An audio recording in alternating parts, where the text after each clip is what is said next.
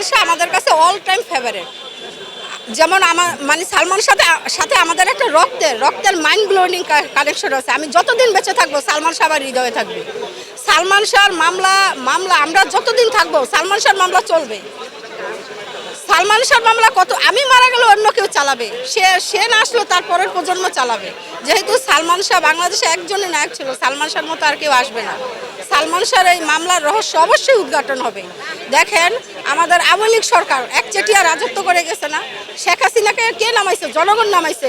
তো সামিরাকেও শেখ হাসিনার মতো এরকম, শেখ হাসিনা তো হেলিকপ্টার দিয়ে পালায় গেছে, সামিরা কি দিয়ে পালা যাবে? সামিরার তো পালানোর মতো হেলিকপ্টার থাকবে না। তো সে তার লাস্ট এখন শেষ স্বামী ইশতিয়াককে নিয়ে হাইন্ডার শাড়ির অ্যাডে নামছে মডেল করে।